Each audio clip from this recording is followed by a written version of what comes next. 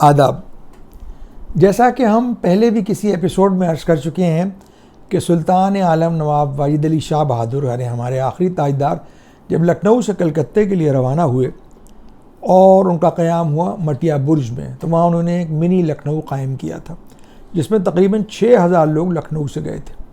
और उन लोगों में बहुत किस्म के लोग थे, हर तरह के उनके मुलाजिम थे, महल के लोग थे, सब थे। और उसमें ख़ास तबका था लखनऊ के कसगरों का, यानी कुम्हारों का। वो कुम्हार कलकत्ते में बाद में तो हुगली के किनारे की मिट्टी से बर्तन वग़ैरह बनाने लगे। पहले वो लखनऊ की गोमती के किनारे की मिट्टी लेकर गए थे, नरम मिट्टी, जहाँ वो मिट्टी के खिलौने बर्तन वग़ैरह बनाते थे। खिलौने लखनऊ में मिट्टी के बनना एक फ़न भी है और एक शौक़ भी है लोगों का, मिट्टी के खिलौने घर में रखने का। मटिया बुर्ज में तो आज भी शायद जो कुम्हारों की जो नस्ल है वो बनाती होगी उस तरह के खिलौने, लेकिन लखनऊ में मिट्टी के खिलौनों का चलन आज भी है। यूँ मेले ठेले में तो आपको खिलौने मिल जाते हैं, लेकिन साल भर एक ऐसी जगह है जहाँ आपको बहुत ही नफीस किस्म के, बहुत ही फाइन स्टाइल के बने हुए मिट्टी के खिलौने बनते हैं। और उसकी फाइननेस की वजह यह है कि वो तार के बेस पर बनते हैं, अंदर उसके एक तार का स्ट्रक्चर होता है, उस पर मिट्टी चढ़ाई जाती है। और ये मिलते हैं गूंगे नवाब का फाटक जो है, यानी गूंगे नवाब पार्क के लिए जब आप जाते हैं अमीनाबाद में, तो गूंगे नवाब साहब का जो फाटक है उसके जैसे ही आप बाहर निकलें तो दाहिनी तरफ को एक दुकान है, उसमें ये खिलौने मिलते हैं। और इन खिलौनों को रखा जाता है बहुत एहतियात से। एक पैकिंग होती है जो होती है रुई की, बहुत ही नरम रुई की, और उसमें 12-12, 11-11 जैसे चूड़ियों के डिब्बे होते हैं, इस तरह का एक डिब्बे होते हैं, उसमें सेट लगा होता है। अब उनमें होता क्या है, दूल्हा होते हैं, और दूल्हा सिर्फ लखनऊ के नहीं होते हैं, हिंदुस्तान भर के अलग अलग इलाकों के दूल्हा कैसे होते हैं उन सब के खिलौने बने होते हैं। दुल्हनें होती हैं, बारात होती है। अब बारात के पुराने तरीक़े थे, जिस तरह के लोग होते थे, अब नई तरह के भी बनने लगे। उसके अलावा एक बैंड होता है, ब्रास बैंड, जो शादियों में बजता है, शहनाई वाले होते हैं, ये सब मिलते हैं। आज़ादी के बाद की, आज़ादी से पहले ही जो नेशनल लीडर्स थे वो बहुत मकबूल थे और बहुत इंस्पिरेशनल थे, तो लिहाजा उनके भी छोटे छोटे खिलौने मिलते थे जो हमारे घर में बम्बई में भी रखे हुए हैं। उसमें महात्मा गांधी, जवाहरलाल नेहरू, सरदार पटेल, सुभाष चंद्र बोस, चंद्रशेखर आज़ाद, मौलाना आज़ाद, भगत सिंह वगैरह सब छोटे छोटे, और वो इतने खूबसूरत बने होते हैं कि उसको अगर आप कहीं पर रखेंगे तो वो लगता नहीं है मिट्टी के हैं, वो बिल्कुल जिसको कहना चाहिए वो जैसे मशीन के बने हुए हैं, और ऐसे उम्दा उस पर पेंट होता है, वो सालों साल कायम रहता है। हमारे तो बहुत से अजीज़ हैं, चाहने वाले हैं, जिनकी फरमाइश होती है कि जब कोई लखनऊ से आए, अमेरिका में, लंदन में, वो मंगवाते हैं कि वो मिट्टी के खिलौने लखनऊ के जो हैं वो भेज दो। जाहिर सी बात है, मेलों में तो बड़े बड़े खिलौने मिट्टी के बने हुए मिलते हैं, ख़ासतौर से दिवाली के मेले में। लेकिन उसके बाद एक मेला होता है कार्तिक पूर्णिमा का मेला लखनऊ में, जो गोमती के किनारे लगता है, रिवर बैंक कॉलोनी की तरफ, नबीउल्लाह रोड पर। उस मेले को कहते हैं लखनऊ वाले बुड़क्की का मेला, यानी क्योंकि उसमें डुबकी लगाई जाती है इसलिए उसको बुड़क्की का मेला कहते हैं। उसमें भी इस तरह के खिलौने आपको बहुत मिल जाएंगे, लेकिन उसका तरीक़ा थोड़ा बदल गया। अब तो चाइनीज़ खिलौने आने लगे हैं, प्लास्टिक के बने हुए बहुत से खिलौने होते हैं, मशीन के बने हुए वगैरह वगैरह। अब खिलौनों में एक ख़ास चीज़ होती थी जो वहाँ मिट्टी वालों के यहाँ गूंगे नवाब साहब के पार्क के पास भी मिलते थे, उसमें बच्चों की गृहस्थी होती थी। गृहस्थी में यानी पूरा चूल्हा, चक्की, बेलन, पटरा, पतीलियाँ, चमचे, ये छोटे छोटे मिट्टी के बने होते थे, बड़े खूबसूरत होते थे। और उसके ऊपर एक अबरक की एक परत सी लगी होती थी, तो उसमें चमक पैदा होती थी। तो बच्चों को ये हिदायत दी जाती थी कि कभी इसको चाट न लेना है, जहरीली होती है। और बड़ा गुलाबी रंग उसका, बहुत पेस्टल गुलाबी होता था उस गृहस्थी का। इसी तरह से ये बच्चों की गृहस्थी जो खिलौने के सामान है, वो अय्यागंज को हम लोग लखनऊ वाले अय्यागंज कहते हैं, वहाँ जो बड़े बर्तन मिलते हैं तांबे के, उन्हीं दुकानों पर छोटे छोटे गृहस्थी मिलती है बच्चों के लिए। उसमें देग, मटका, तसला, चमचे, डोल वगैरह सब होते हैं, छोटे छोटे, जो बच्चे अपने गुड़िया की शादी या ऐसे मौक़ों पर खेल में इस्तेमाल करते हैं। अब आप लोग देखते होंगे कि अक्सर बाज़ार में, ख़ुसूसन सड़क के किनारे, बड़े बड़े टेडी बेयर बने होते हैं, भालू, घोड़े, हाथी और कुत्ते, तमाम किस्म के खिलौने बने होते हैं बच्चों के लिए, बड़े छोटे हर साइज़ में। लेकिन उसके अंदर जो उसकी स्टफिंग होती है वो फोम की होती है। फोम आने से पहले रुई की होती थी। उससे पहले उसकी स्टफिंग जो थी, यानी उसके अंदर भरा जाता था सामान, वो लखनऊ में जो खिलौने मिलते थे अमीनाबाद चौराहे पे प्रकाश सिनेमा के सामने, सिनेमा नहीं बल्कि प्रकाश कुल्फी के सामने, तो वो बुरादे के होते थे।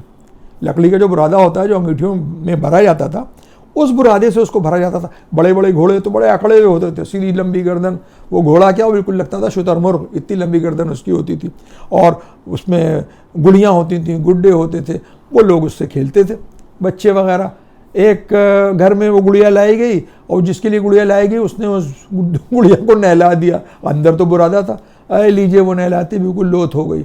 उसको हफ्तों बेचारी को छत पे रखा गया, सुखाया गया, मगर उसके हाथ पैर सीधे नहीं हुए, वो जो बुरादा था वो लोथ हो चुका था। आइए फिर वापस आते हैं गूंगे नवाब साहब के फाटक के पास।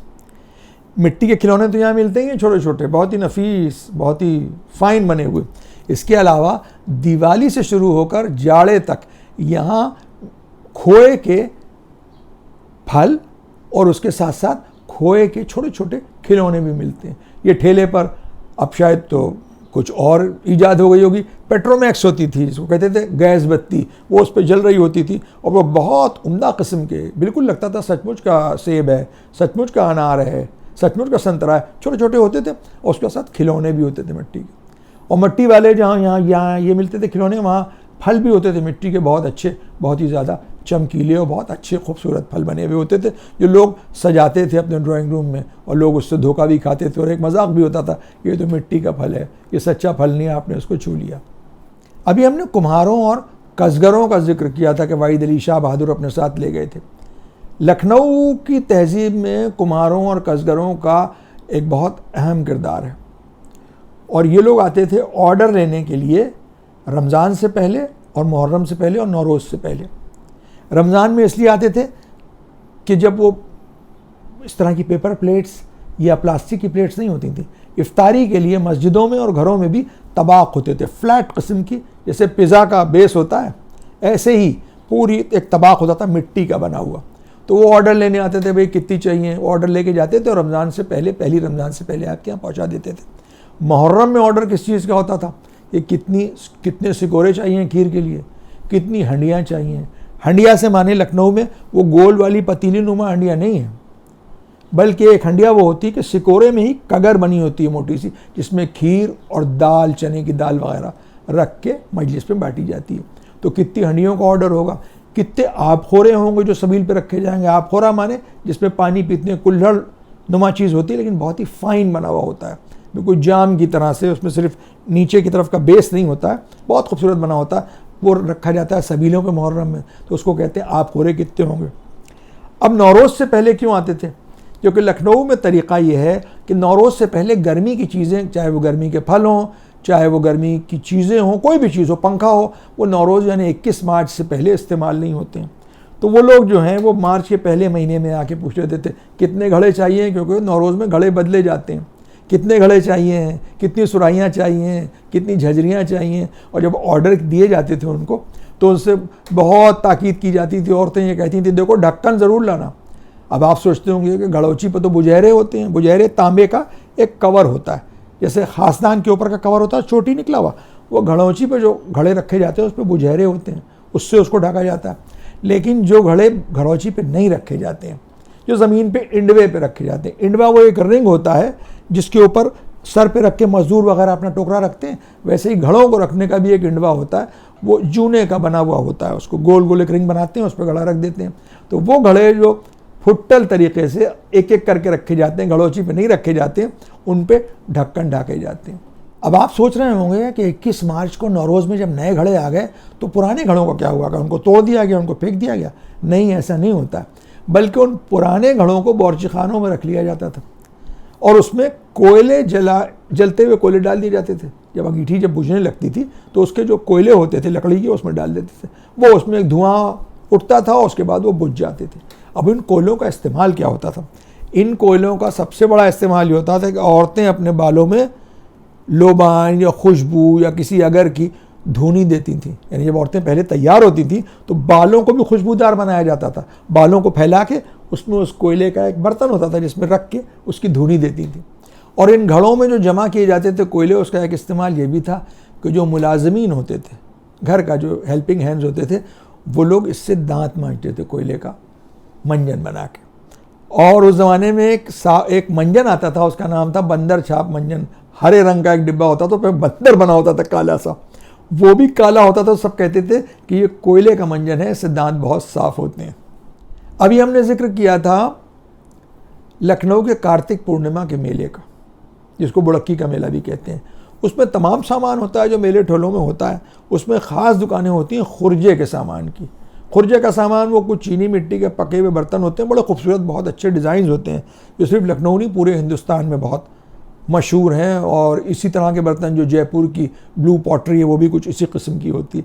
लेकिन शाही वक्तों में लखनऊ में सचमुच के चाइनीज़ बर्तन मिला करते थे, और भी बहुत सा चाइनीज़ सामान होता था जो इसी किस्म का ही, तो ज़रा भारी होते हैं खुर्जे का सामान।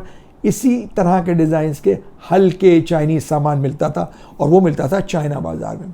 चाइना बाज़ार कहाँ पर था और उसकी क्या रंगत थी और अब उसका क्या हाल है, ये आप हजरात को फिर कभी किसी और एपिसोड में बताएंगे। अब आज के इस एपिसोड का वक्त यहीं पर तमाम होता है। इजाज़त लेने से पहले वही गुजारिश कि आप अपने इस चैनल को देखते रहें, अपने दोस्तों से एपिसोड्स को शेयर भी करें, उनसे सब्सक्राइब करवाएं, और अब हम इंस्टाग्राम पर भी देखे जा सकते हैं।